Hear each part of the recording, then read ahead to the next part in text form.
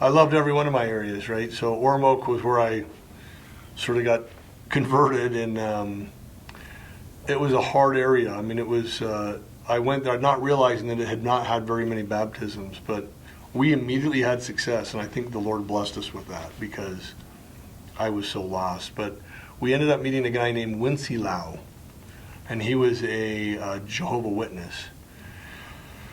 And he got interested in the church, and it was a really socially unacceptable thing for him to do because he was surrounded by Jehovah's Witnesses, and when he started investigating the church, we started teaching him. He immediately got fired from his job because the Jehovah's Witness employed him.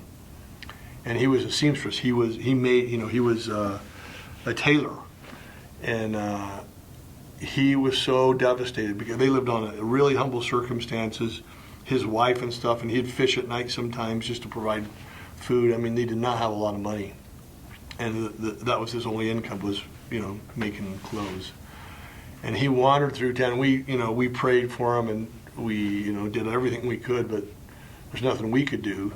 So he went into town one day, and he was just at the sort of bottom, and he was just walking with his head down, and some guy came out of his shop and said, "Hey, excuse me, can you come in for a minute?" He came in, and he said, "Hey, are you looking for a job by any chance?" And that never happens in the Philippines. I mean, you got to beg for a job, right? So the fact that this guy would even ask him, and he would have done anything.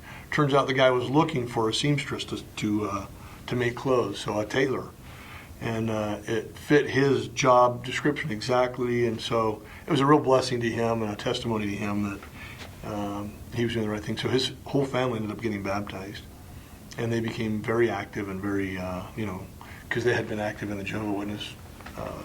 So once you get a Jehovah's Witness to join the church, they're stalwart. So he became very active and very strong in the church there. So that was Ormoc. Then I went to Tacloban. I think I went as a zone leader in Tacloban. And Tacloban's for Woodai.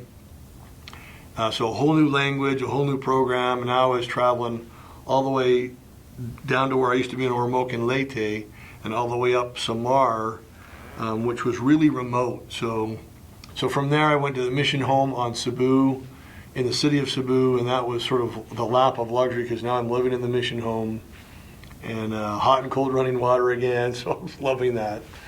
And I stayed there, and the bad part about that for me was it was just administrative work mostly, and we only got a proselyte at night from after dinner until about 9:30. So that's the only proselyting we would do. But we did have a lot. So I was with so from this time on, I mean from the time I was a zone leader on, I was always with a Filipino companion. So this guy was just a really bright Filipino guy, and we went into a place called Lahog, and we met this group of people through our little film strips and stuff, and they became interested, and so we baptized one family, or two members of one family, and then they were sisters, and then their friends from up the hill became interested. We baptized their family, and then another family up the other side. We call it, anyway, probably a group of about 20 or 25 people joined the church, and we call them the PC Hills Gang because that was their barrio. And they came to church and were really active, and to this day, I still communicate with them. Mostly my mom communicates with them. I was worried that they were more interested in me, not the church, so I didn't communicate with them, and made my mom really angry, so she would write them. And this group has really stayed in touch with me to this day through my mom, and I'll write them every now and then, but it's mostly my mom who will answer any letter or any question they have and just corresponds with them really well. So that's been a real blessing. So that was Cebu City. I was there for like 8 months, so it was a long time.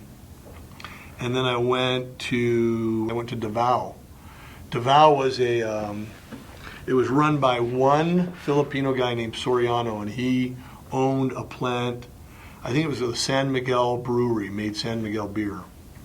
And keep in mind, in the Philippines, most businesses are run by the Chinese. The Chinese own business. So a Filipino owning his own business was almost kind of weird. The Filipinos did all the unskilled labor mostly.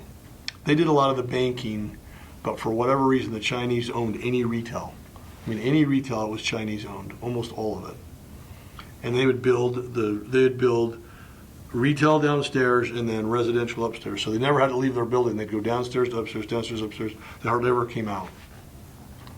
So while we were there, the Soriano guy, I really felt like I should be Ammon and go offer to serve him. Because he owned the town. If he said yes, the whole town would have been baptized. So I felt like, let's just go be Ammon and serve him and do whatever he asks us to do and earn his respect. But I was kind of constrained by the Spirit not to do it. I think he was kind of a bad guy. I think he had a lot of concubines. He didn't live by the Spirit by any means. And I really wanted to do it, but every time I got up the gumption, something told me don't do it. So we ended up not doing that. But we did, it was a really hard area. I had to work really hard in there. And one night I remember coming home and I had a Filipino companion, and he was just dog tired. And it was 8:30 where we're supposed to stay out until 9:30.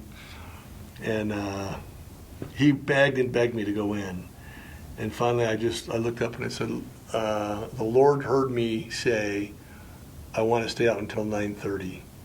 And I looked over at him and he goes, okay, we'll stay out.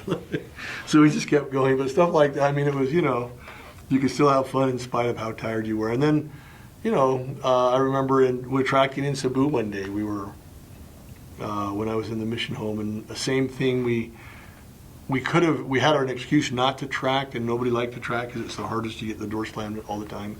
And we had an excuse not to. There was something going on that we could have gone to, and I pressed my companion, no, let's not do that. We're not going to have any success there. Let's just go meet some people. And I remember, again, looking to the sky and saying, Lord, we're giving up a pretty easy street over there. We want some success today. And sure enough, bam, we ran right into Elsa Sevillano. And a more golden investigator you would never know. I mean, she really wanted to know. And she didn't speak very good English, so it was questionable on whether we could baptize her. But when we introduced her to the other missionaries, they're like, oh yeah, she should be baptized. She really is spiritual. So she became a member of the church. And anyway, so we had great experiences that way. And then when I went to, I was zone leaders with Elder Young out of Cebu, and that's when we had Bohol, and we had all the Cebu Island that we would oversee. So it was, I think that's where I died. I think I died there. And I had a companion named Elder Nelson. So Elder Young was from Texas, and Elder Nelson was from, so I guess I didn't have all Filipino companions. Then Elder Nelson was from Copenhagen. And he was an interesting guy because he showed me pictures of before his mission. He had hair down to here. He was all tatted up. He was a motorcycle guy and not religious at all. And had an amazing conversion story that I'll tell you later if we have time. But an amazing conversion. So he was like the rock that, he was the guy that wanted to put stones in your shoes because it wasn't hard enough. If it's going too easy, we're going to make it hard. And he was so hardcore. So we had a lot of really active discussions, I'll say, about why would you make it hard when, let's use this energy we have to go. Let's not waste our energy on putting stones in our shoes or whatever crazy idea he had. So that, I think those are all the areas I served. So I got to travel almost the entire mission. I didn't travel much in Panay or Negros, but the eastern half of the mission I traveled extensively.